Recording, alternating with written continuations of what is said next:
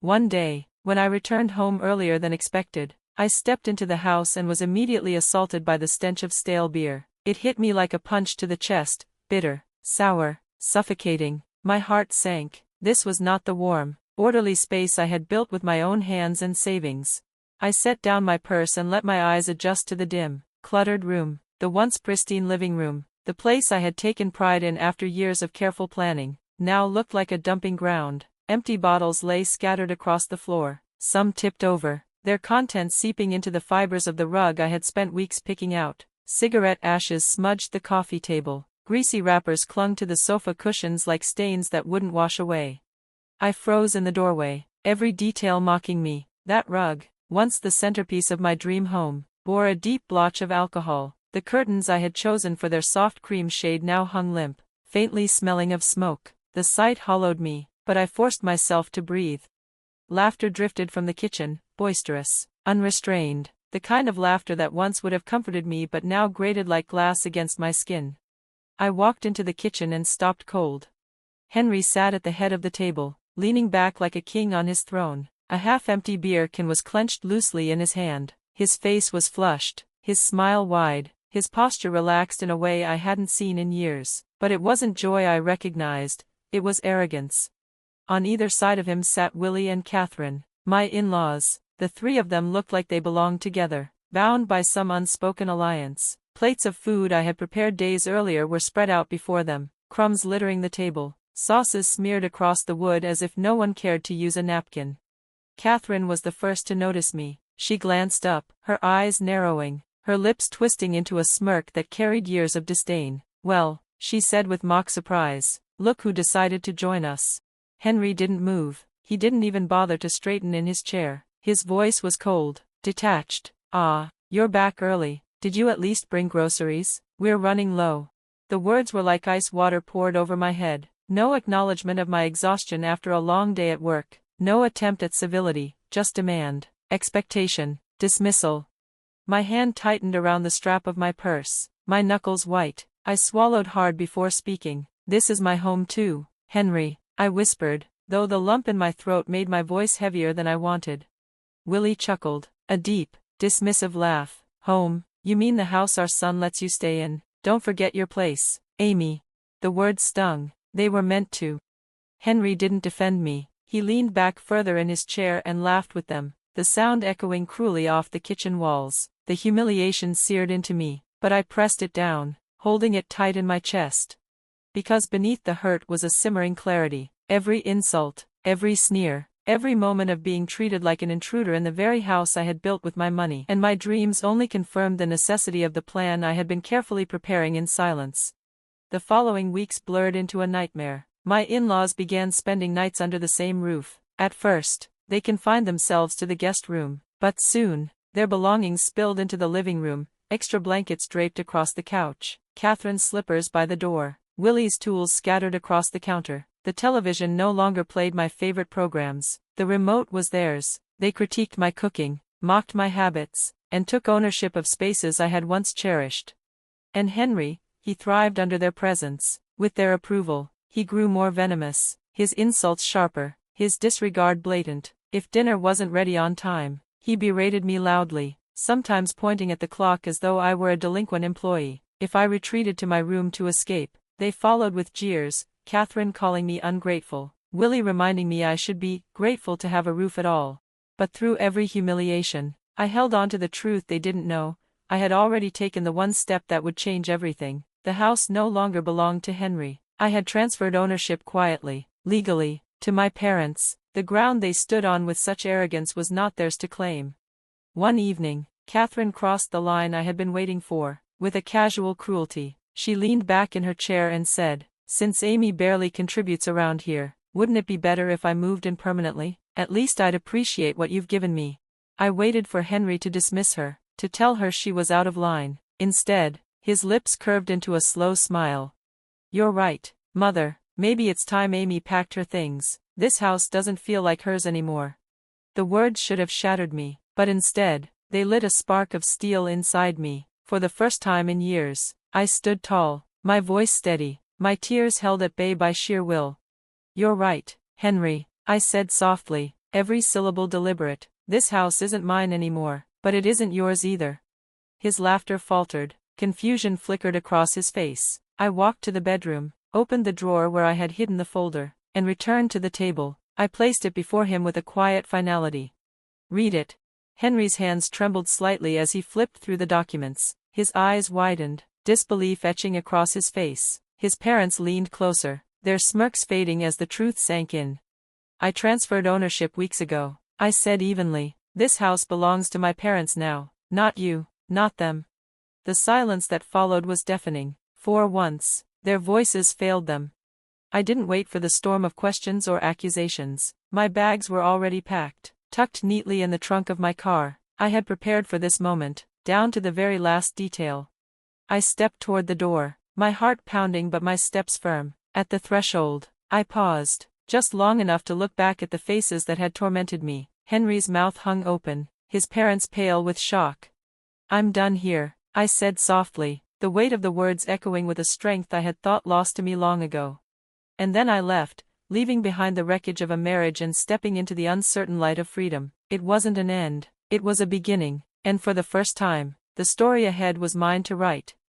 I found Henry and his parents lounging in the living room as though they owned it, their voices filled with easy laughter that grated on my already frayed nerves. Startled, I confronted them, demanding to know why they had come without notice, but instead of responding with even a shred of respect, they exchanged mocking glances and replied with cutting remarks. The smirks on their faces told me everything. They saw my presence not as that of the rightful homeowner, but as a nuisance. The weight of their disdain pressed heavily on me, but rather than exploding in anger, I withdrew inwardly, realizing something had to change. I couldn't allow myself to be consumed by raw emotion. I needed to stay clear-headed, deliberate, and so, I resolved quietly to craft a plan, to outmaneuver them in the only way they seemed to understand. Not long after, an incident occurred that only deepened my suspicions. One afternoon, on a day I was usually away at work, I happened to be home when my in-laws arrived unexpectedly. Their surprise at seeing me was evident, though they quickly masked it with false smiles. "Oh, we didn't expect you here," Catherine remarked, her tone dripping with condescension. Unable to resist, I let out a sarcastic jab. "Of course not. You usually time your visits to avoid me, don't you?" They ignored the barb, striding past me as though I were invisible. Henry, ever the dutiful son, greeted them warmly and began showing them around the house, pointing out the kitchen, the guest room, even the bathroom. I stood in the background, watching carefully. Their eyes scanned every corner of the house with a sharpness that unsettled me. When they finally left, their expressions carried an unmistakable air of satisfaction, as if some unspoken confirmation had been secured. A chill ran through me. Why such a thorough inspection? What were they really after? I asked Henry about it later, but he brushed me off with evasive words, telling me it wasn't my concern. That only strengthened my conviction that something deeper was unfolding behind my back. My suspicions proved correct when, one evening after work, I arrived home to see a massive moving truck parked outside. Its bold logo, Moving Center, burned into my vision. My heart pounded. Henry was outside, speaking in hushed tones with the driver and a couple of movers. The moment his eyes met mine, he looked away and quickly disappeared into the house. Before I could even process the sight, his parents pulled up. They stepped out of their car with an air of smug anticipation, greeting me casually as though everything were perfectly normal. Together, the three of them went inside, leaving me standing momentarily stunned before I followed. What I saw inside left me breathless. My familiar furniture, my carefully chosen decorations, my treasured belongings, all were gone. In their place sat the mismatched, outdated furniture of Henry's parents, arranged with deliberate permanence. It was as though they had been planning this takeover for weeks, waiting only for the right moment to execute it. They sat smugly on the sofa, watching me with thinly veiled amusement. My instincts screamed that I was walking into a trap. Sure enough, Henry soon cleared his throat and, with forced gravity, announced that he had sold the house to his parents, and, he added, almost relishing the words, "I think it's time we ended this marriage. A divorce would be best for everyone." His parents nodded in unison, their self-satisfied grins confirming their complicity. Inside, fury boiled, but outwardly I remained composed. I didn't flinch, I didn't argue. Instead, I calmly signed the divorce papers they slid across the table, removed my wedding ring, and set it down with finality.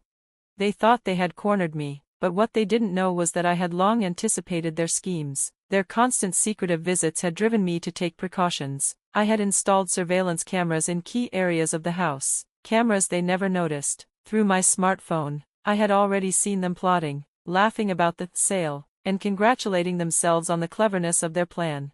So when Henry made his announcement, I was already 10 steps ahead. The very next day, I went to the bank and finalized the transfer of the home loan from my name to Henry's. The crushing $3,800 monthly mortgage payment was now entirely his responsibility. I knew full well he and his parents were unemployed, with no savings and mounting gambling debts. I had carried the burden alone for too long, and now it was theirs to bear. I packed my bags, left the house without a backward glance, and moved into a small but cozy apartment across town. It wasn't grand, but it was mine, furnished with new pieces I had chosen for myself, arranged exactly how I wanted. For the first time in years, I felt the quiet thrill of freedom. Weeks later, the inevitable happened. My doorbell rang, and when I opened it, Henry and his parents were on my doorstep. Their faces were drawn, pale with desperation. Without waiting for permission, they barged inside and slapped a document onto my table, accusing me of illegally transferring the loan. I raised an eyebrow, calmly reminding them that every action I had taken was fully legal. The loan was in Henry's name now. The debt was theirs. If they failed to pay, the penalties would snowball into financial ruin. Henry, still skeptical, pulled out his phone and checked the loan details online. As the numbers glared back at him, the overdue balance, the interest rates, the late fees, his bravado crumbled, his face drained of color, his eyes wide with panic. His parents shifted nervously beside him, their earlier smugness replaced by fear. "Then find jobs," I said firmly, my voice steady. "This is your responsibility now." They pleaded, begged even, invoking our years of marriage, appealing to whatever lingering pity they thought I might have. But my heart had hardened. Their manipulation had gone too far, and I refused to sacrifice my future for their greed. When they threatened to report me to the police, I didn't flinch. The authorities came, reviewed the documents, and dismissed their claims. Humiliated and defeated, they were escorted from my property. In the months that followed, Henry and his parents were forced to move into a rundown apartment on the outskirts of town. Henry scraped by with a part-time job, his parents relying on meager savings and what little support he could provide. Their grand scheme had collapsed under the weight of their own arrogance. Meanwhile, I flourished. I poured my energy into my craft, creating handmade accessories and sharing my journey online. My blog, once just a small passion project, grew rapidly, attracting readers and students who admired my work. Workshops and collaborations followed, boosting both my income and my sense of purpose. One quiet afternoon, while organizing my new home, I stumbled upon an old household account book from the early years of my marriage. Flipping through its pages, I was reminded of how I had carried the financial burden while Henry squandered his opportunities. The memories stung, but they also fueled a deep sense of pride. Closing the book, I placed it gently on the shelf. That chapter was over. My life now was my own, free, unburdened, and filled with possibilities I had once been too afraid to imagine.